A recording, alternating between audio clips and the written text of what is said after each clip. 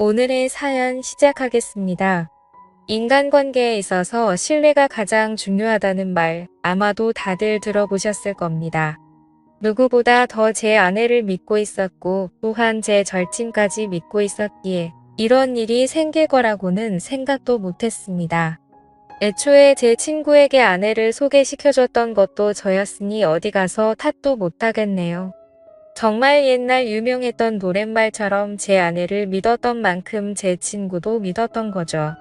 아니 애초에 믿을 필요조차 없는 일이지 않을까 싶네요. 그만큼 노래 가사말처럼 아무 생각 없이 친구에게 아내의 일터를 알려주었고 저는 심지어 친구를 도왔다는 자부심까지 느끼고 있었습니다. 아내는 저보다 8살 연하로 솔직히 말해서 참 예쁘게 생겼습니다.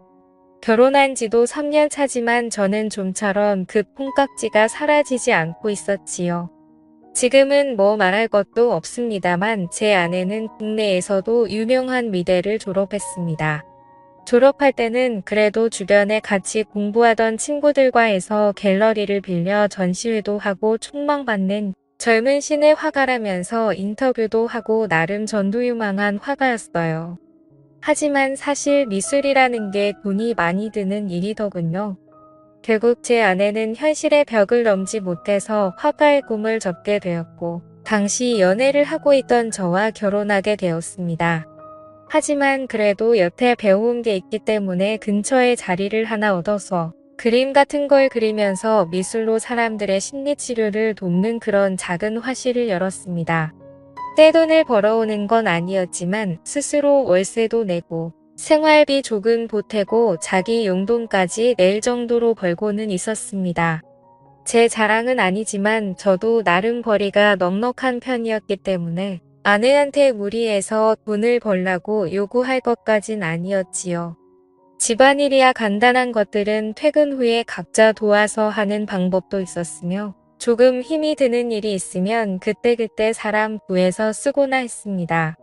아내한테 집안일을 강요한 적도 없었습니다. 사람을 겉만 보고 평가하면 안 되는 일이지만 사실 제가 아내와 결혼하게 된 이유 중 하나가 아내의 미모가 상당했기 때문이었거든요. 그래서 저는 아내가 스트레스 받지 않고 하고 싶은 일 하면서 그 미모만 계속 갖고 나가기만 해도 좋다고 생각했습니다. 이러나 저러나 젊고 예쁜 와이프는 의뢰 저한테는 트로피 같은 역할도 해주거든요. 돈도 잘 벌고 와이프도 젊고 예쁜데 부럽다는 유치하지만 그런 식으로 사람들이 저를 부러워하는 게 좋았습니다. 제 친구 녀석 이야기를 안 할 수가 없네요. 저랑은 정반대의 성향을 가진 친구였습니다. 어려서부터 친하게 지냈는데 집이 가깝고 부모님끼리 서로 친했던데 그 친구와 더 빠르게 친해진 이유이기도 하겠네요. 어릴 때야 체격도 비슷비슷하고 그랬는데 그 친구는 커가면서 키도 커지고 운동신경이 좋아 최대에 진학을 했고 저는 공부를 잘해서 그쪽 길로 나갔지요. 어릴 적부터 같이 지내 오래 알아온 친구이긴 하지만 사실 서로 방향도 다르고 해서 사회인이 된 이후에는 자주 만나지는 않았습니다. 그런데 이 친구한테서 오랜만에 연락이 왔지요. 친구를 만나는 게 어려운 일이 아니니 기꺼이 저는 친구를 위해 시간을 냈습니다. 무슨 일로 이렇게 오랜만에 저를 찾았나 했더니 아니다 다를까 술이 한두 잔 들어가고 나니 마음에 있는 이야기를 꺼내더군요. 한동안 연락 없이 지내다가 무슨 소식이 있길래 저를 다 찾아왔나 했더니 자기가 결혼했다는 기쁜 소식을 전하더군요. 진심을 다해 잘 됐다고 축하해줬는데 친구 녀석 얼굴은 그닥 행복해 보이지 않았습니다. 남자들 입장에서는 봉잡았다고 할 정도로 잘 나가는 아내였어요. 전문직인데 어디 취직한 것도 아니고 자기 이름으로 개업해서 하고 있는데 저는 친구 녀석이 자랑하러 온 줄 알았는데 그게 아니더군요. 이 친구가 얼굴도 잘생기고 체격도 엄청 좋은 편이라서 어릴 때부터 동네방네 유명한 녀석이었습니다. 인기도 많아서 여자친구를 사귀었다 하면 다 연예인 뺨을 후려칠 정도로 예쁜 여자만 골라 만났어요. 당시에 저는 이 친구와 거의 붙어 살다시피 했는데 친구 녀석 여자친구가 예쁜 거에 대해서 어느 정도 자격지심도 가지고 있었고 부러워도 했습니다. 그래서 그런가 제가 성공하고 이렇게 잘 풀리고 나서 선택한 배우자도 외모만 보고 결정했다 봐도 무방하죠. 아무튼 친구 녀석한테 와이프 사진 좀 보여달라고 해서 봤는데 약간 의외였습니다. 와이프 되는 사람이 조금 평범하고 흔하게 생겼더라고요. 뭐 어느 정도로는 인정하는 게 친구 와이프가 전문직의 개업까지 했는데 얼굴까지 연예인급이면 저도 아마 부러워서 배가 아팠을 겁니다. 아무튼 어쩌다 보니 이 친구 신혼집이 심지어 저희 집 근처였어요. 그래서 다시 이 친구와 인연이 시작되게 되었던 거고요. 솔직히 제가 이 친구에 비해 모자란 건 체격과 외모 정도밖에 없었고 그동안 이 친구의 애인들 외모가 당시 제가 만나던 애인들 외모에 비해 한참 모자랐기 때문에 열등감을 가지고 있지 않았습니까? 그런데 막상 이 친구도 결혼을 하게 되었고 아무리 와이프가 돈을 잘 번다지만 저도 나쁘지 않게 벌고 있는 상황에서 밖에 부부 동반으로 만나면 제 아내가 훨씬 더 어리고 예쁘니 자신감이 솟더라고요. 그래서 일부러 친구네와 부부 동반으로 만남을 가질 적에는 사람들이 많은 곳을 선호했습니다. 주변에서 다들 제 와이프랑 친구 와이프랑 비교를 하겠지 생각하면서 괜히 이 친구에게 열등감을 느꼈던 제 자신을 달래주고 싶은 보상 심리였나 싶습니다. 그걸 떠나서 저도 그동안은 인간관계가 전부 다 일에 연관된 사람들 뿐이었는데 제 과거 열등감을 회복하는 걸 떠나서 이 친구랑 보내는 시간은 상당히 즐거웠습니다.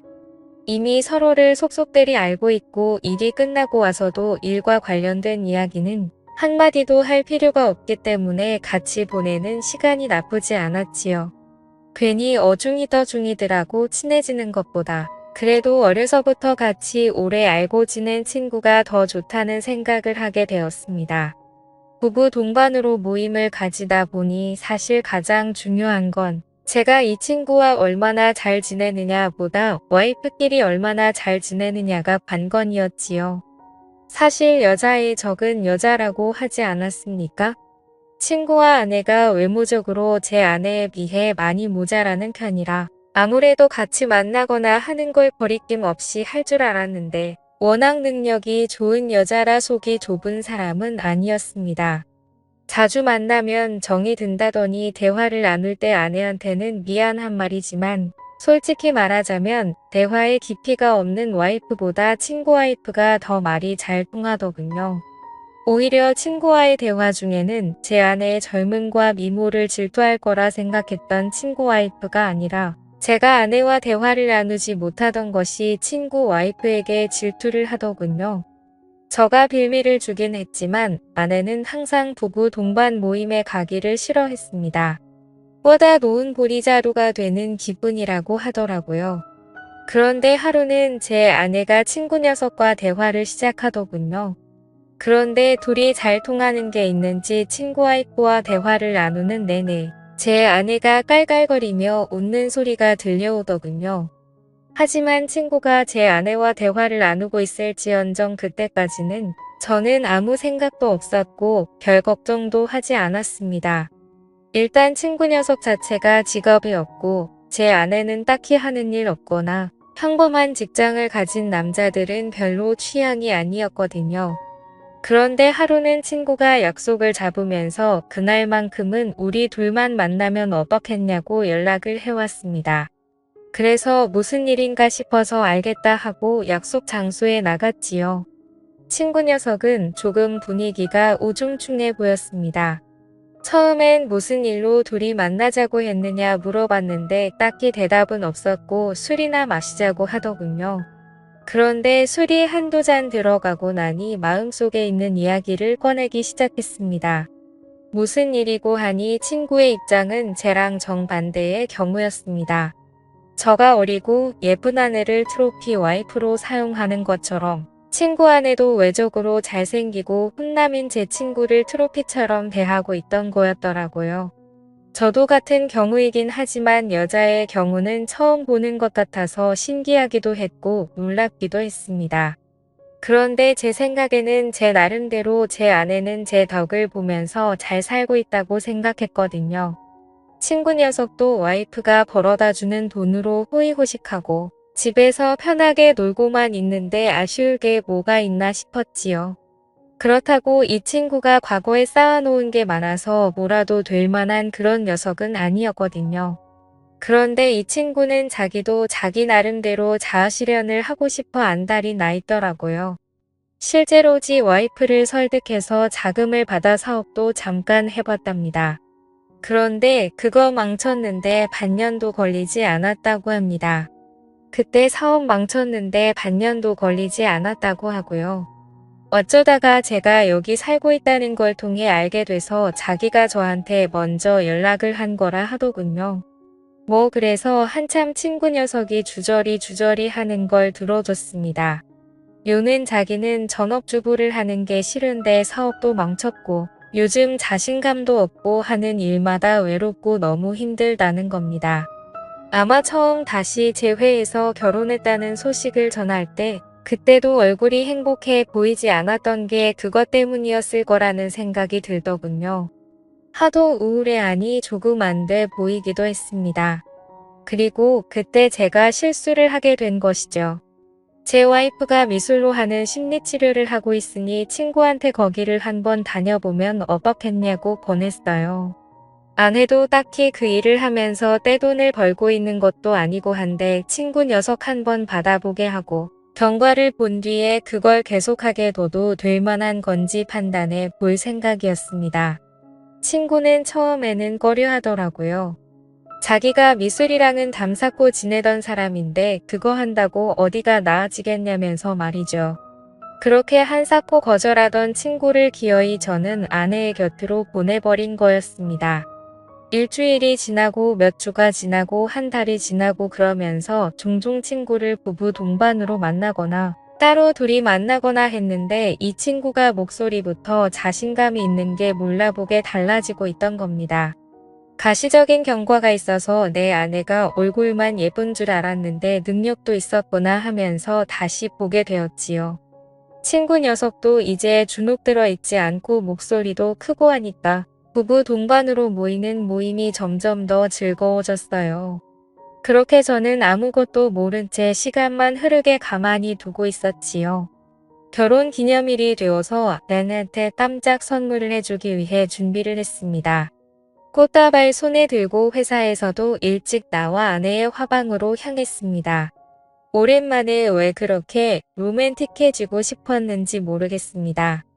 왜냐하면 아내 몰래 화방에 도착해서 문을 열었을 때 제 눈에 펼쳐진 건 두 마리의 짐승이 따로 없었습니다. 그 두 사람은 바로 제 아내와 제 친구의 모습이었거든요. 너무 충격을 받은 나머지 저도 모르게 살금살금 들키지 않게 뒷걸음질 쳐서 나왔습니다. 원래 그 자리에서 그 두 사람한테 호통을 치고 무릎을 꿇려도 모자랄 판인데 그럴 용기가 나질 않더군요. 오히려 그 상황에서 내 아내는 사실 나보다 내 친구와 더 잘 어울리는 게 아닐까 싶었습니다. 두 사람이 같이 있으니 선남선녀라서 그런가 한 폭의 그림 같다는 생각까지도 들었어요. 장소가 장소니만큼 그 두 사람은 갤러리 안에 전시되어 있는 현대 미술 같은 한 폭의 작품 같았습니다. 하지만 머리가 너무 아파왔어요.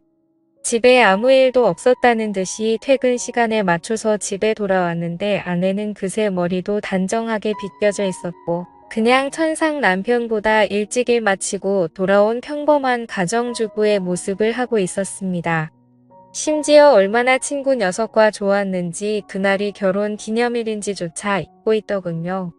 두 사람의 결정적인 증거를 만드는 건 누워서 코 푸는 것보다 쉬운 일이었습니다.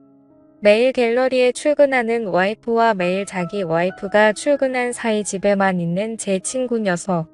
둘이서 언제 뭘 할지는 잠복해서 현장을 덮치는 것보다 알기 쉬운 일이었지요. 하지만 이대로 끝내버리기에는 뭔가 아쉽더군요. 친구에게 배신당하고 아내한테까지 배신당한 거나 마찬가지인데 이대로 그냥 소송전으로 이어진다고 해봐야 그렇게 끝날 일인 거지요. 그래서 저도 제가 당한 상처만큼 친구에게 똑같이 돌려주고자 했습니다. 친구 와이프에게 개인적으로 연락을 해서 바쁘신 거 알지만 낮에 잠깐 시간 좀 내주실 수 있느냐 물었지요. 자기 이름 걸고 하는 전문직이라 낮에 시간이 내기 힘들었을 텐데 그녀는 흔쾌히 제 부탁에 응했습니다. 부부 동반 모임할 때보다 출근할 때 더 화려하게 꾸미고 다니는 듯 싶더군요. 한껏 멋을 내고 온 그녀는 많이 긴장되어 보였습니다.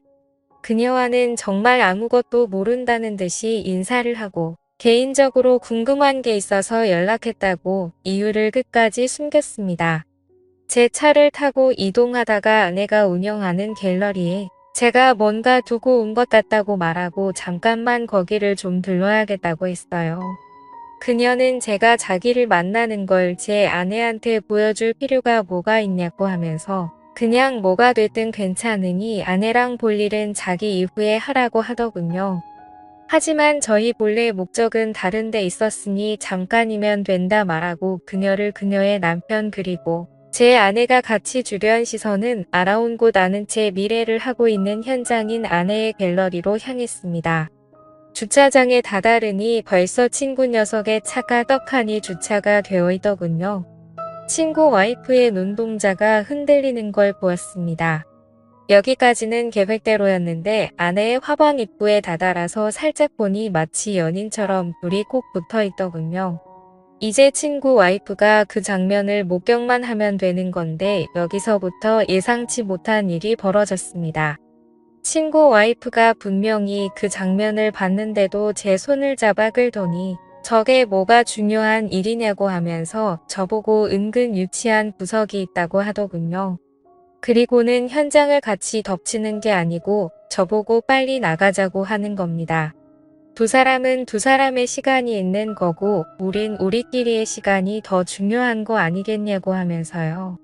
그러더니 그럴 게 아니라 자기도 사무실에 문만 잠그면 아무도 모른다고 혹시 오늘 보자고 한 이유가 곧작 이거였으면 똑같이 갚아주면 되지 않겠냐고 하더군요. 더군다나 그녀의 사무실은 통유리도 없는 데다가 손님이 온 경우에는 사무실에서 응대를 하기 때문에 의심받을 일도 없다는 겁니다. 정신을 차리고 나니 이미 저는 그녀와 돌이킬 수 없는 실수를 저지르고 말았습니다. 아내와 친구에게서 느낀 배신감 때문도 있었겠지만 이 경험은 참으로도 값지고 귀한 경험이었습니다. 남들에게 저의 능력을 과시할 트로피 와이프의 존재가 아니고 진정한 사랑을 찾은 것 같았지요.